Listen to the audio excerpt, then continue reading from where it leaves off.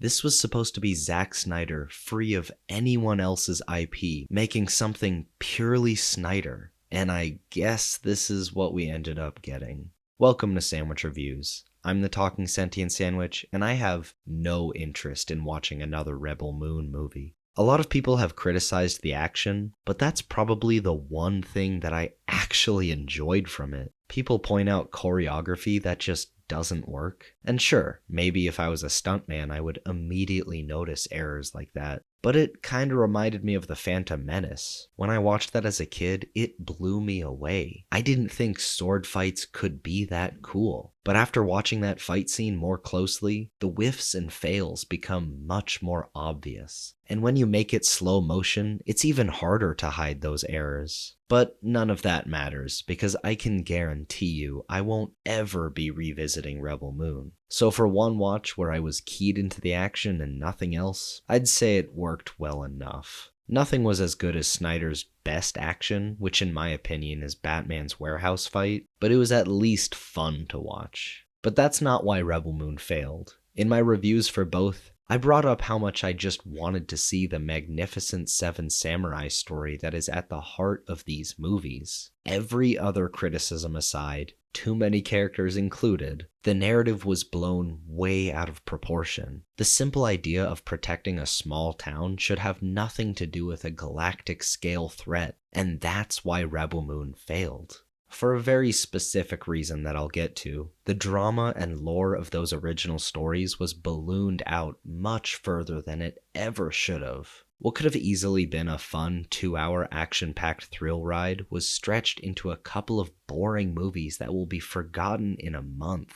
Because Snyder wanted to ensure this would be the next big franchise, he decided to add a whole Star Wars-sized galaxy of threats that wasn't just unnecessary, but more than anything else, turned out to be the one thing that ruined any chance of the franchise actually getting off the ground. Making the threat in this movie a cosmic-level antagonist with an emperor at the top ruined any chance of me being invested. There might be a lieutenant that is the real antagonist of the movie, but the entire story is forced to find a way to make this a franchise with 6 future films in development. And it's always easy to tell when filmmakers are trying to create a franchise before it's been organically built up.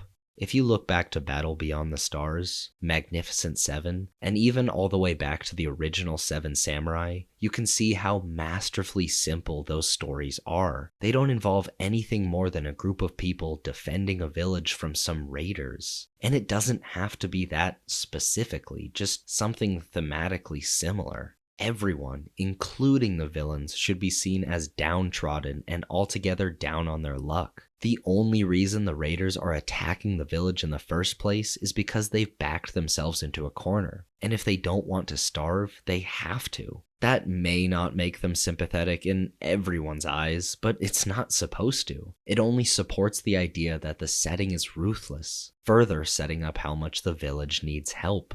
And because that idea is ignored in Rebel Moon, or rather ditched for something Snyder probably thought was bigger and better, I don't care a single bit about anyone living in this world. The effect that has on the viewing experience is so drastic, someone on set should have stopped Snyder and talked to him about it. But I guess, like another property that tried to live up to something before it, there just were too many yes men in the room. And the world this movie takes place in isn't just lacking in genuine authenticity and therefore unidentifiable when it comes to atmosphere. I'm just not interested in learning more about it, whether that be on a more universal level with the lost princess or the royal families, or on a ground level with individual people and their struggles. I've gone back and forth on this idea, but the movie could have also taken place only on this one planet. Sure, the second part is much more focused on that one setting, but there are still narratives and flashbacks set somewhere else entirely. But if you're going to travel around, those separate planets should have their own culturally diverse civilizations. That should be the case when traveling across the galaxy, but it just wasn't.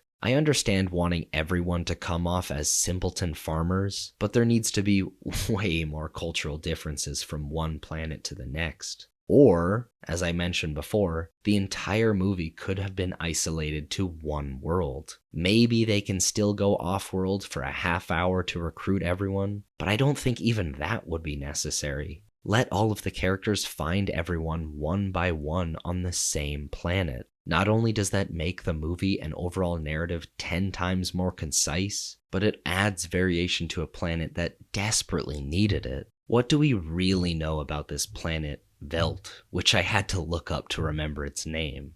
The one thing the movie is desperate to inform the audience about is how they produce grain, which the Imperium inexplicably needs. I don't know, whatever. Before I conclude, I should mention that in part 1, there's a cool cyberpunk market on one of the planets that we visit, but that's the one example of a place not looking identical to what we last saw, because everywhere else just looked like the same empty environment. And that boring atmosphere is enforced by everything else in the movie, especially the antagonists, making the whole thing forgettable. I really did wish Rebel Moon worked, but maybe Snyder's next movie will be worthwhile. As always, thanks for watching. Make sure to leave a like, subscribe for weekly videos and reviews, and enjoy a delicious sandwich.